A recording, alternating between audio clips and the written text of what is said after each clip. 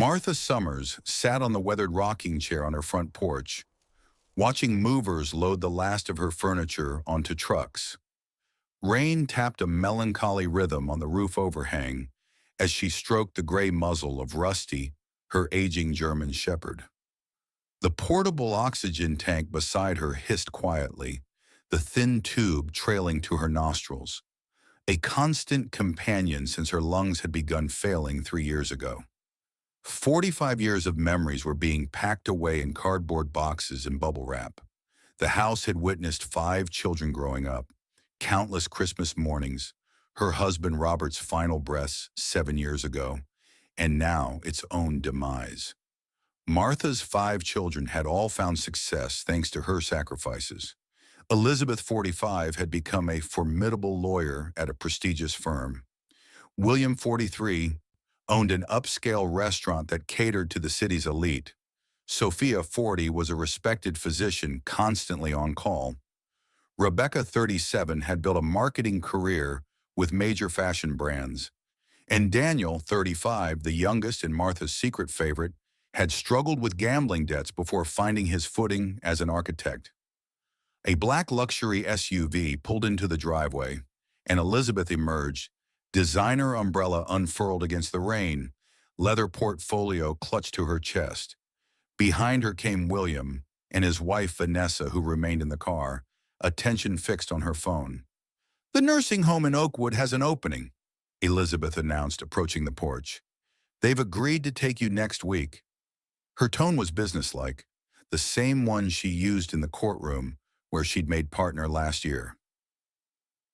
Martha's fingers tightened in Rusty's fur. "Nursing home? I'm not an invalid."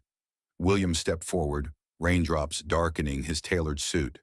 "Mom, you need your medication and proper care. Your oxygen levels have been dropping. The fees are reasonable, and they have excellent medical facilities." "They don't allow pets," he added, glancing at Rusty. Martha's voice cracked. "Rusty's been with me through everything. I mortgaged this house to save your restaurant, paid for Elizabeth's law school, and covered Daniel's gambling debts. 47 years here, and you want me to abandon my family?" "He's a dog, Mom, not family," William sighed. Vanessa finally emerged from the SUV, designer heels clicking on wet pavement. "Martha, be practical. You're sick, broke, and frankly a burden we can't afford anymore.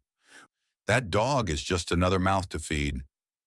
Martha struggled to her feet, oxygen tank trailing behind her like a reluctant shadow. "I gave you my life savings, my retirement, my home equity.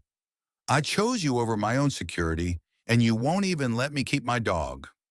Elizabeth approached, legal documents in a waterproof portfolio.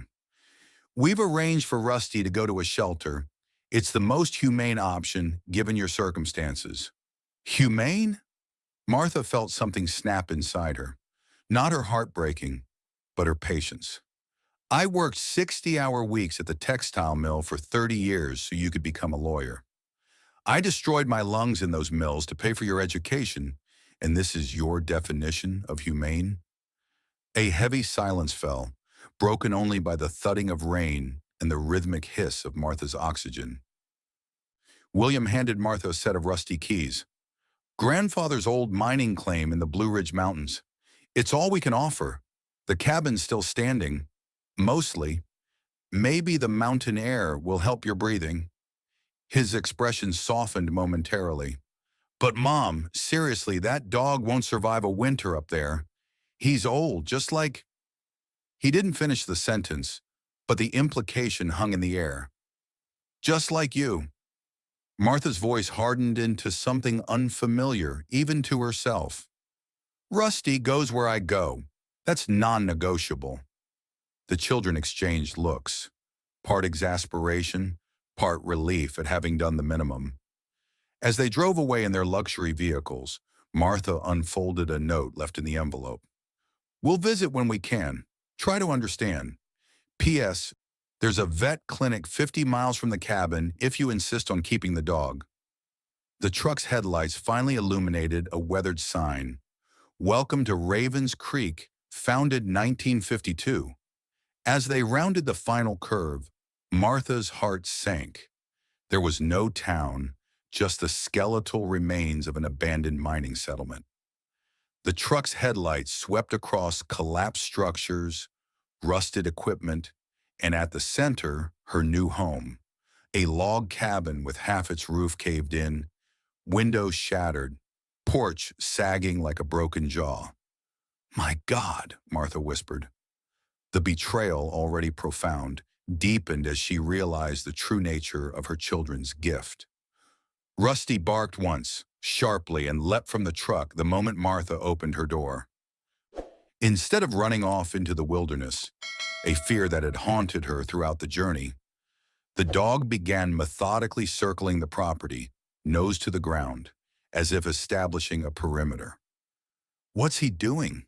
Martha wondered aloud, her breath creating ghost-like puffs in the freezing air. They had $847 in cash, canned goods for perhaps a week, critical medications that would run out in 12 days, and a 50-pound bag of dog food that had seemed adequate in the valley, but now felt preciously finite at 8,500 feet elevation. Inside the cabin, the devastation was complete. The collapsed section had allowed snow to create drifts across what might have been a living room.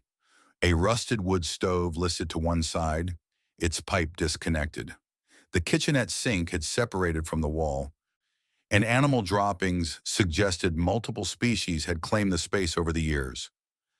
Martha sank onto an overturned crate, the enormity of their situation crushing down on her like the weight of the mountain itself.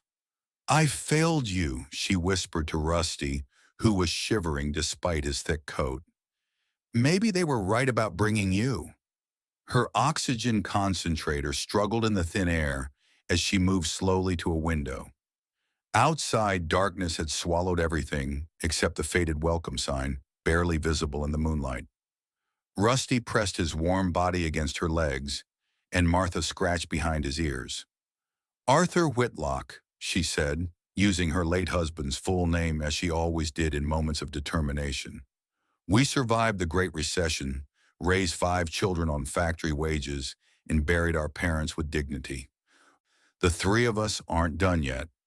Her eyes sparked with a determination she hadn't felt since her diagnosis. "Beside," she continued, pointing to the faded welcome sign, "we're not the first ones to start over in these mountains. And Rusty here, he's got more loyalty in one paw than our children showed in 50 years. As if on cue, Rusty suddenly perked up, ears forward, looking toward the darkness beyond the broken door. A low growl rumbled in his chest, not aggressive but alert. "What is it, boy?" Martha followed the dog's intense gaze but saw nothing but swirling snow. "He's always been able to sense things we can't," she murmured. "Maybe that's exactly what we need up here." Rusty padded to the door and stood waiting, his posture clear. "Follow me." Against all logic, Martha found herself struggling to her feet. "Where's he going?" "It's freezing out there." But she was already reaching for her oxygen tank. "I trust him more than I trust our children right now. Let's see what he's found." They followed Rusty through the snow to what appeared to be a root cellar 20 yards from the main cabin. The door was nearly buried, but the dog began digging with purpose, clearing away snow until Martha could pull the frozen handle. Inside, illuminated by her flashlight, was a concrete room stocked with preserved jars, decades old but still sealed, along with stacks of firewood, basic tools, and most surprisingly, a small propane heater with 2 full tanks. "Someone prepared for winter," Martha whispered. Her flashlight beam caught initials carved into the wall. JS 1953. "Joseph Summers," she breathed, "William's grandfather." Rusty sat beside her, tail sweeping the dusty floor, his expression almost smug. "Good boy," Martha whispered. "Very good boy." That night they slept in the truck with the propane heater running intermittently and Rusty sandwiched between them for warmth. Outside, the blizzard howled its displeasure at their survival. But for the first time since leaving home, Martha slept without despair crushing her chest. Dawn arrived with Arctic brilliance, sunlight refracting through ice crystals to cast prism-like patterns across the snow. Martha awoke stiff but with newfound resolve. Beside her, Rusty had already left the truck and stood alertly by the cabin, as if waiting for the workday to begin. For 3 days, Martha worked methodically with tools salvaged from Joseph's root cellar, removing damaged sections of the cabin before they could compromise the foundation. Grandfather built this place to last, she noted to Rusty, who followed her every move with attentive eyes. The core structure is still solid. It's just the additions that failed. Rusty showed an uncanny ability to locate useful materials. The dog would disappear into the surrounding forests or abandoned mining structures, returning to bark insistently until Martha followed him. His discoveries included a cache of preserved lumber in a fallen storage shed, intact windows in the mine supervisor's office, and most valuable solar panels from a more recent installation. By the seventh day, Martha had created a habitable corner of the cabin, sealing off the damaged section with salvaged materials. The propane heater provided enough warmth to keep them from freezing, though her breath still clouded in the morning air. On the 8th morning, Rusty's behavior changed. He stood at the cabin door, staring fixedly at a point on the mountainside, whining softly. "What do you see, boy?" Martha asked, following his gaze but seeing nothing unusual among the trees and rocks.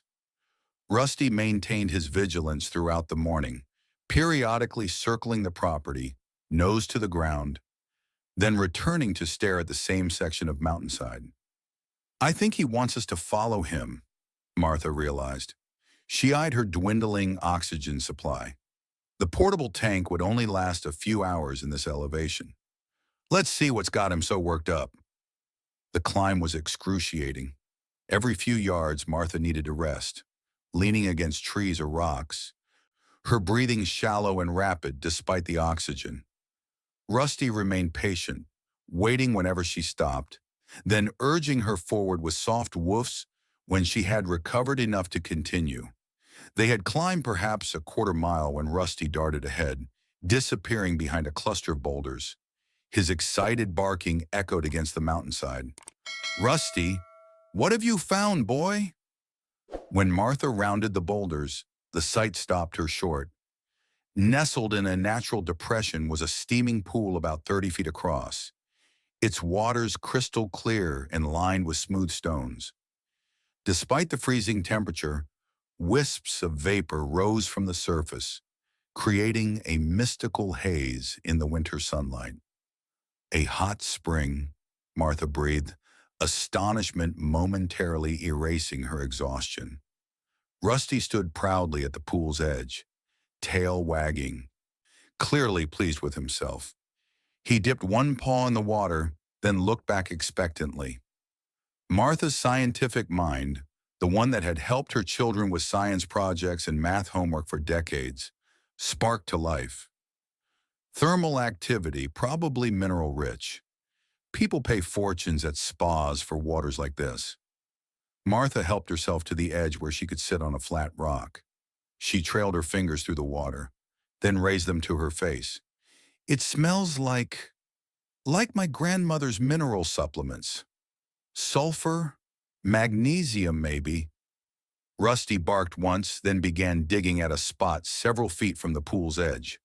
Within moments, his paws uncovered a metal corner protruding from the earth. Martha knelt beside him, brushing away soil and pine needles to reveal a rusted metal box about the size of a large book. Stenciled across its lid were the faded words, J.S. Summers, 1953. "Another gift from William's grandfather," Martha whispered. Inside the waterproof container, they found a leather-bound journal, its pages yellowed but intact, along with geological surveys, old letters, and a faded photograph. The image showed a man, unmistakably Joseph Summers, standing beside the very same pool. Next to him sat a German shepherd that looked remarkably like Rusty, its posture alert and proud. On the back of the photo, handwritten in faded ink, God's pharmacy heals what medicine cannot. Rex found it first, like dogs always do. Rusty nosed at the photo, then at Martha, his intelligent eyes seeming to say, history repeats itself. Martha read late into the night, absorbing Joseph's detailed accounts of his life on the mountain. He described how his wife Sarah had been diagnosed with a terminal illness, prompting their retreat to this wilderness. The springs had not only extended her life by 15 years, but had given them a quality of life doctors had deemed impossible. Joseph had meticulously documented the mineral content of each spring, even sending samples to be tested, though he kept the location secret. Most fascinating were his observations of Rex, the shepherd who seemed to inherit knowledge passed down through generations of mountain dogs, as if the land itself had chosen its guardians. As the winter sun began its early descent, Martha removed her shoes and, with careful movements, slipped her feet into the warm waters. The effect was almost immediate. Her tight expression relaxed, the lines of pain around her mouth softening. It feels like it's reaching inside me," she murmured, "like breathing underwater, but in a good way." By the time darkness threatened, forcing them to head back to the cabin, Martha walked with noticeably less effort. Her breathing, while still labored, had a different quality, less desperate, more rhythmic. That night, huddled in their corner of the cabin with Joseph's journal open between them, Martha read by flashlight about the spring's remarkable properties. The water runs warm even in winter. Sarah's arthritis disappeared after 3 months of soaking. The children's skin cleared. Rex led us to it on our 3rd day here, like he knew what we needed. I believe this place chose us, not the other way around. Rusty lay across her feet, occasionally raising his head when his name, or perhaps Rex's, was mentioned, as if the stories were familiar to him on some ancestral level. Deeper in the journal, Martha found entries about multiple pools, each with different mineral compositions, treating different ailments. Each pool has its own signature. The North Spring eases bones and joints. The Eastern Pool heals skin and wounds. The largest, by the lightning-struck pine, seems to help breathing and heart troubles. Rex always leads visitors to the right waters, as if he can sense what ails them. Martha looked at Rusty. "You knew," she whispered. "Somehow you knew." As Martha soaked in the healing waters, memories of the textile mill surfaced. The deafening clatter of looms, cotton fibers perpetually suspended in air, coating her lungs over 3 decades. She'd started as a floor sweeper at 18, worked her way up to machine operator, then shift supervisor. Even when the doctor first noticed the scarring in her lungs, she'd kept working double shifts to put Elizabeth through law school. The irony, she thought, that the job that destroyed my lungs paid for the education that taught my daughter how to efficiently remove me from my home. 3 weeks passed, and the transformation was undeniable. Martha's constant companion, the portable oxygen tank, sat unused in a corner. She moved about the cabin with increasing energy, working longer hours on repairs without becoming winded. Each morning began with a journey to whichever spring Rusty directed her to that day. Some days it was the breathing pool with its bluish tint. Other days, when her joints ached from labor, he led her to the northern spring with its reddish stones. The dog's diagnostic ability seemed unerring, always matching the spring to her particular ailments that day. Martha had experienced 3 remarkable discoveries. First, Rusty had led her to a maintenance shed half buried in the hillside, containing an intact propane heating system, newer than the original settlement. Second, he had uncovered a ham radio in the mine supervisor's office, which Martha repaired and used to establish contact with the ranger station 30 miles away. Third, and most astonishing, she discovered Rusty's ability to guide injured wildlife to specific springs for healing. A fox with a damaged paw was gently herded to the skin spring. A deer with labored breathing found itself guided to the respiratory pool. Most dramatically, an injured eagle that had crashed into her newly established garden was carefully approached by Rusty, who stood guard while Martha, following the dog's clear signals, bathed the bird's damaged wing in water from the skin spring. Within days, the eagle had recovered enough to fly away. He's not just finding things we need, Martha realized, watching Rusty guide a limping rabbit to the edge of the joint spring. He's a healer in his own right. Her journal entries from this period reflected her growing understanding of Ravens Creek's special nature. Day 78. My lung capacity now measures at 89% of normal, a medical impossibility according to my last doctor. Rusty shows abilities that defy explanation. He seems to diagnose ailments in both humans and animals, guiding each to the appropriate spring. We are witnessing miracles daily, yet they feel as natural as sunrise. Their isolation gradually decreased as the mountain roads cleared. On her infrequent trips to the nearest town for supplies she couldn't produce herself, Martha met locals who initially regarded her with the suspicion typically reserved for outsiders in remote communities. However, Rusty's presence served as an unexpected bridge. The dog's exceptional behavior and obvious intelligence drew admiration, opening conversations that might otherwise have remained closed. Martha was careful about what she shared, mentioning only that she was caretaking family property and enjoyed the mountain's healthy environment.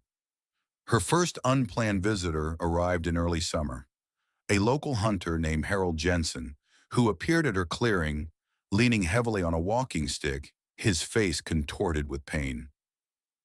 Truck broke down 3 miles back, he explained, gesturing vaguely toward the access road. Hip's been giving me hell. Saw your smoke and hoped you might have a phone. Before Martha could explain their lack of phone service, Rusty approached the stranger, circling him slowly, nose working. Then, with deliberate purpose, the dog tugged at Harold's pant leg before trotting toward the path leading to the joint spring. Your dog wants something, Harold observed. He wants to show you something, Martha said carefully. If you'd like to follow him, that is. Afterward, I can drive you to your truck and help get it running. Harold, either from pain or curiosity, agreed. Rusty led the procession up the now well-established path, pausing frequently to ensure the limping man kept pace. When they reached the joint spring, the dog sat expectantly at the edge of the soaking pool Martha had built. What's this? Natural hot spring? Harold asked. Mineral rich, good for aches and pains, Martha explained. Like a spa? More like old-time medicine, Martha offered. The kind your grandparents might have used before pharmaceuticals took over. Perhaps it was the pain, or perhaps the simple, straightforward way she presented the opportunity. But Harold eventually lowered himself to a bench and, with Martha's assistance, removed his boots and rolled up his pants to immerse his legs in the warm water. The effect wasn't instantaneous, but came gradually over 20 minutes. Harold's tight expression softened, his rigid posture relaxed, and eventually he spoke. Been to 3 specialists about this hip, he said. Cortisone shots, physical therapy, talk of replacement surgery. He moved his leg experimentally in the water. This feels better than anything they tried. When Harold finally emerged from the pool, he walked to his bench with noticeably less difficulty. What is this place? He asked. And how'd your dog know what I needed? We're still figuring that out ourselves, Martha answered. The springs have different properties. Rusty seems to know which one helps which problem. Harold nodded thoughtfully. Had a bird dog once that could find quail where no other hunter could. Some animals just know things we don't. He paused, then asked, would it be imposing to come back sometime for my hip? Thus began a careful expansion of Ravens Creek's reach. Harold returned, initially alone, then with his wife Margaret, whose arthritis responded similarly well to the joint spring. They brought occasional gifts, homemade preserves, fresh game, useful tools, But more importantly, they brought discretion. They understood without being told that the springs were a private matter, not for general discussion. Through Harold and Margaret, a small network of local residents with chronic health issues began to make occasional pilgrimages to the springs. Rusty greeted each visitor with the same assessment routine, inevitably guiding them to whichever spring best matched their needs. One evening, as Martha sat with Margaret on the newly rebuilt porch, she found herself sharing the pain of her children's abandonment. "I gave them everything," she said quietly, watching the sunset paint the mountains in amber and gold. "But perhaps that was my mistake. I was so focused on providing for their material needs that I forgot to teach them gratitude." Margaret patted her hand. "You can't blame yourself for how they turned out. Some people just get lost in their own ambitions." "I wonder if they even think about me up here," Martha mused. "They will," Margaret assured her. "Sooner or later, people remember what matters." A week later, Dr. Sarah Reynolds, the local veterinarian, arrived to check on Rusty at Harold's request. The doctor was immediately intrigued by the dog's exceptional health and behavior. "This dog is at least 10 years old," she remarked, examining Rusty, "but his vitals and mobility are more like a dog half his age. What's your secret, Martha?" Martha hesitated, then decided to trust the professional woman. She showed Sarah the springs, explained their properties, and demonstrated Rusty's uncanny ability to guide patients to the correct healing waters. Dr. Reynolds, initially skeptical, became fascinated after witnessing Rusty direct a local teenager with anxiety to a specific spring, where the boy experienced his first calm moments in months. "This is remarkable," Sarah acknowledged. "From a scientific perspective, these mineral compositions could have legitimate therapeutic value. But Rusty's ability to diagnose, that's beyond anything in veterinary literature." With Sarah's help, Martha established a legal conservation trust to protect the land and springs from development. The papers listed Martha as primary trustee, with Rusty named as beneficiary, an unusual but legally valid arrangement in the state.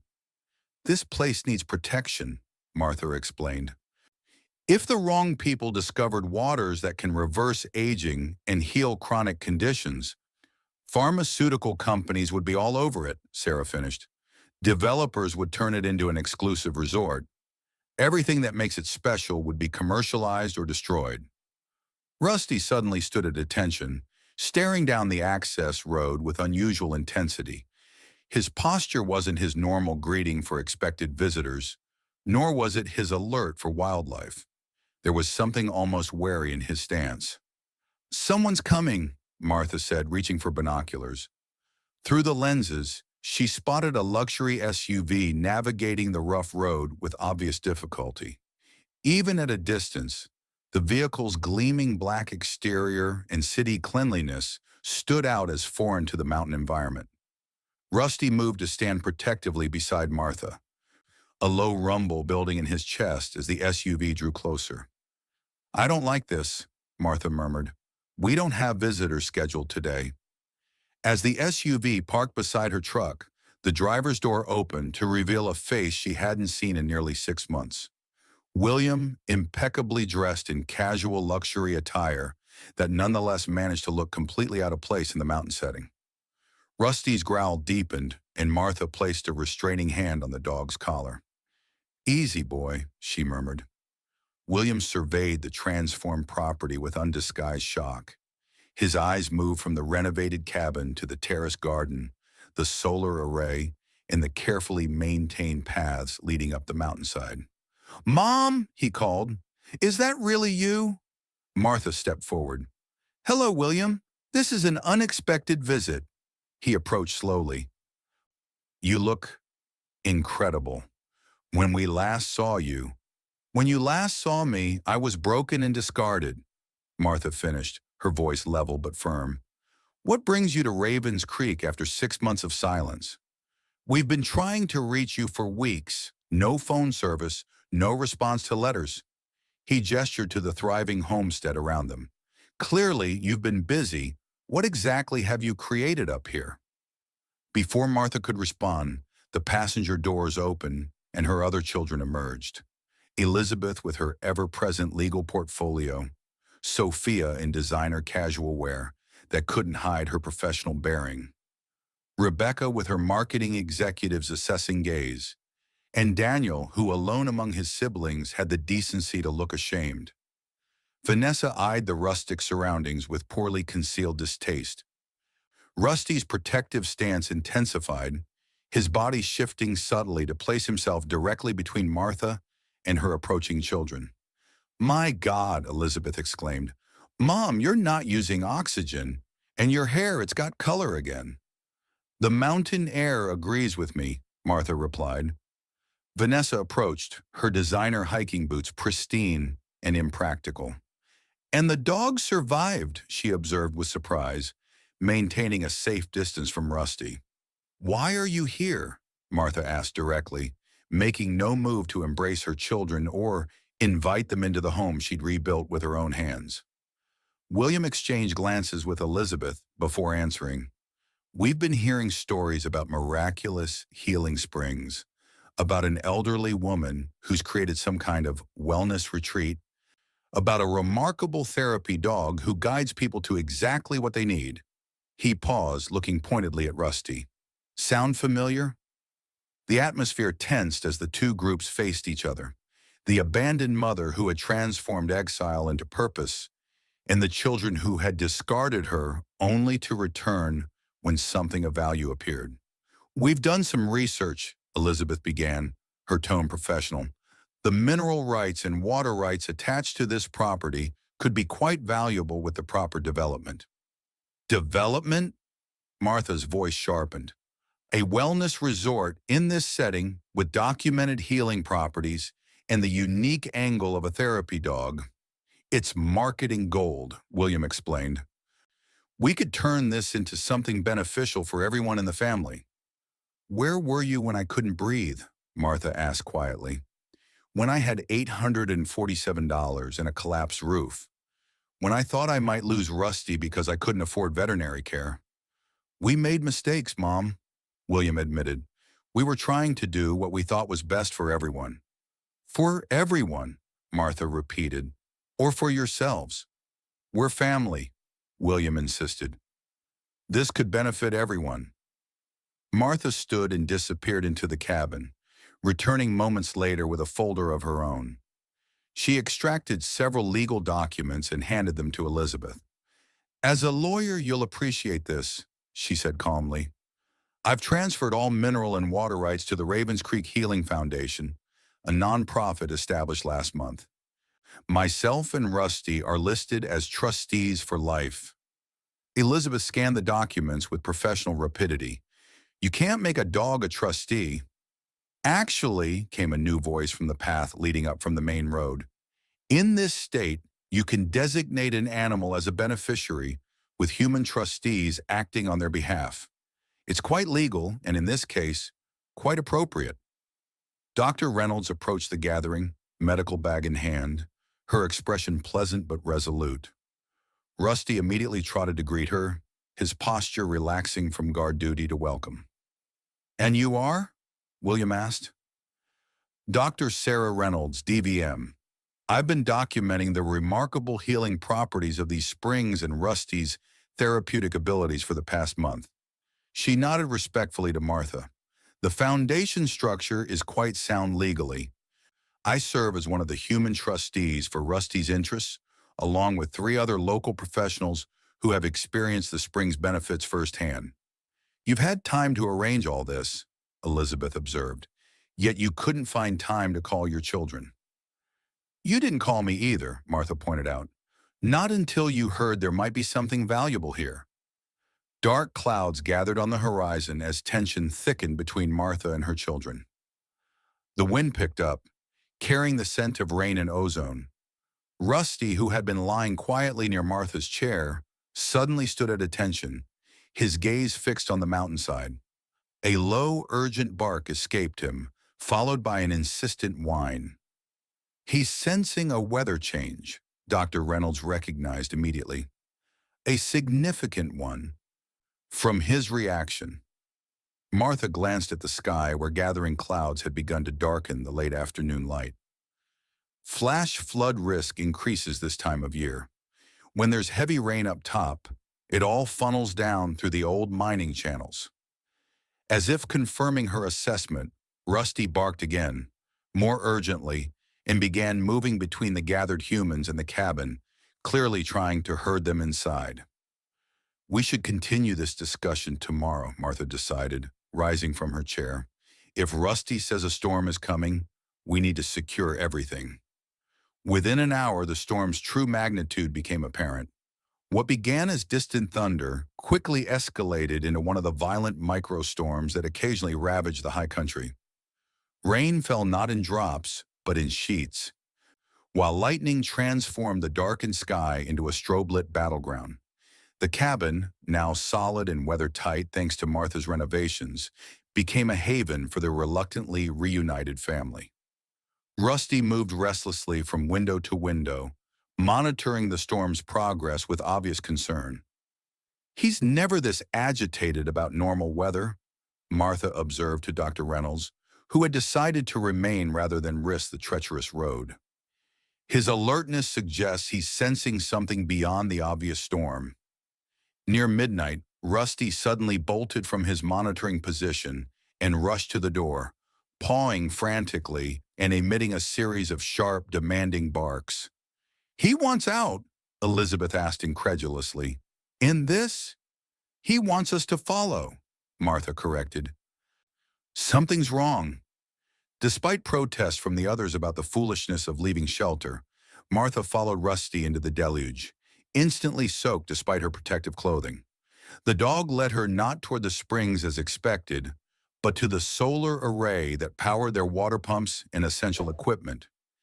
In the beam of her flashlight, the reason became immediately clear.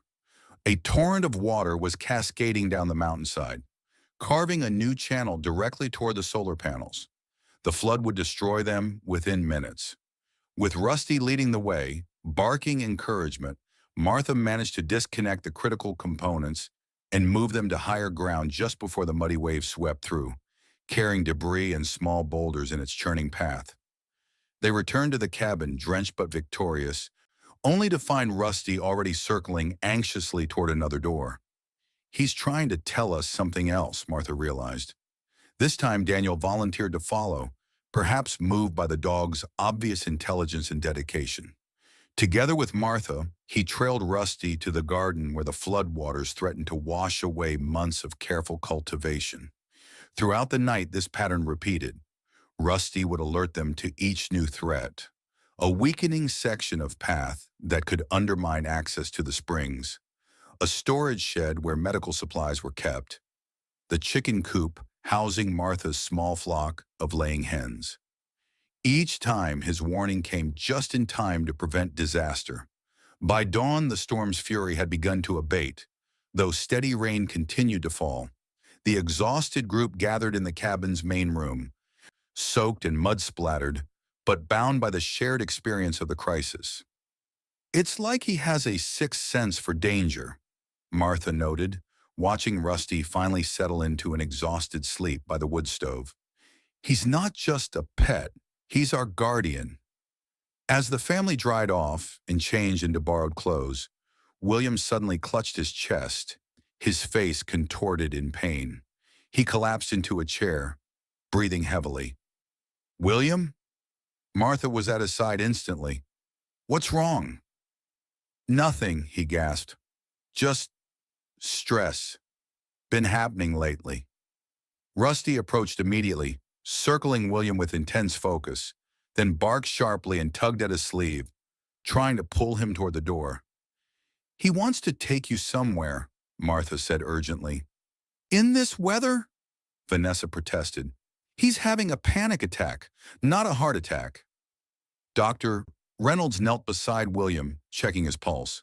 "His heart rhythm is irregular, and his blood pressure is likely spiking. This isn't just anxiety." William's face had gone pale, a sheen of sweat breaking out on his forehead despite the cabin's coolness. I've been having tests, he admitted between labored breaths. Cardiologist said stress-induced arrhythmia. Nothing conclusive. Rusty's insistence increased, his barking more urgent. I trust this dog with my life, Martha declared. If he thinks William needs the springs, we're going, now. With Daniel and Sophia supporting William between them, and Martha leading the way with Rusty, they struggled through the rain to the largest spring. The one by the lightning-struck pine that Joseph's journal had noted helped with breathing and heart troubles. By the time they reached the spring, William could barely stand. With Dr. Reynolds providing medical guidance, they helped him into the warm mineral waters. I feel, William began after several minutes, I feel my heartbeat steadying, becoming stronger, more regular. Dr. Reynolds monitored his pulse with professional precision. Your rhythm is normalizing. Whatever minerals are present in this specific spring, they're having a direct effect on your cardiovascular system. William looked up at his mother, water streaming down his face. Whether rain or tears, it was impossible to tell. Mom, his voice broke. When we brought you here, part of me knew. I knew we were abandoning you. I convinced myself it was for the best, that you wouldn't last the winter, that it was kinder than watching you deteriorate in some facility. Martha took her son's hand, feeling his pulse strengthen beneath her fingers. You sent me here to die quietly, she said softly. Instead, I found a new beginning. Can you ever forgive us? William asked, his voice small like the child she once comforted after nightmares. I already have, Martha replied. The mountain doesn't hold grudges, neither do I. Rusty pressed against William's side, as if confirming the forgiveness was complete. 6 months later, the summer's healing springs had become a small but thriving sanctuary. The renovated cabin stood at the center of the property, its wide porch welcoming visitors who came by appointment, referred by doctors like Sarah Reynolds who had documented the spring's remarkable effects. Simple cabins built by Daniel housed guests during their healing stays. Elizabeth had created comprehensive legal protections that shielded the property from commercial exploitation while ensuring its accessibility to those in need. Sophia, drawing on her medical background, documented case studies that were beginning to gain attention in the alternative medicine journals. Rebecca's marketing skills were redirected toward education, creating materials that explained the spring's properties without sensationalizing them. William, whose heart condition had improved dramatically under Rusty's guided treatments, divided his time between his restaurant business in the city and helping Martha manage the sanctuary's operations. His wife Vanessa rarely visited, but their relationship had reached a respectful detente. One crisp autumn evening, Martha sat on the porch with Rusty at her feet, watching the sunset paint the mountains in fiery hues. Her journal lay open on her lap, filled with observations and healing stories from the past year. They sent me here to die in silence, she wrote, but I found my voice instead. They thought I was too old to start again, but I discovered a beginning brighter than anything I could have imagined. Sometimes the greatest gifts in life come from the places we least expect. Rusty suddenly raised his head, alert but not alarmed. He stood stretching, then trotted down the steps and across the clearing toward a trail they had never explored. At the edge of the trees, he turned back, clearly expecting Martha to follow. Another discovery, boy. Martha smiled, setting aside her journal and rising easily. No oxygen tank, no labored breathing, just the fluid movement of a woman whose body had been rejuvenated by the mountain's gifts. The path Rusty chose wound deeper into the forest than their usual routes, climbing slightly before descending into a sheltered hollow Martha had never seen before. There, nestled among ancient pines, was a fourth spring, smaller than the others. Its water so clear it was almost invisible except for the gentle ripples on its surface. As Martha approached in wonder, a movement at the spring's edge caught her eye. From behind a rock emerged a small puppy, a German Shepherd mix with markings strikingly similar to Rusty's. The puppy approached cautiously, studied Martha with intelligent eyes that seemed too wise for its tender age, then turned to Rusty with what could only be described as recognition. Rusty gently nuzzled the puppy, then looked up at Martha, his expression clear even to human eyes. The legacy continues. Martha knelt slowly, extending her hand to the puppy, who sniffed it carefully before allowing a gentle touch to its head. "Hello, little one," she whispered. "Welcome to Ravens Creek. I think I'll call you Hope." As the three of them made their way back to the cabin, Martha watched the sunset's final golden rays illuminate their path. The setting sun cast long shadows across the healing sanctuary they had built from abandonment and betrayal. In the distance, lights twinkled on in the guest cabins, where visitors found respite from suffering. On the porch, 3 rocking chairs waited, one for Martha, one for whoever needed counsel that evening, and one that had been William's unspoken claim during his increasingly frequent visits. A photograph hung by the door, Joseph Summers and his dog Rex beside the first spring, now framed alongside a newer image of Martha, Rusty, and the extended family of healers and helpers who had found purpose at Ravens Creek. The circle was complete. What her children had intended as exile had become Martha's kingdom. What they had seen as abandonment had become her greatest adventure. And through it all, the constant had been Rusty, loyal beyond human understanding, wise beyond animal explanation, the guardian of a healing legacy that would continue long after both of them were gone. As darkness settled over the mountain, Martha watched Hope chase fireflies across the yard, with Rusty watching protectively nearby. "They sent me here to die," she whispered to the night air. "Instead, I learned how to truly live."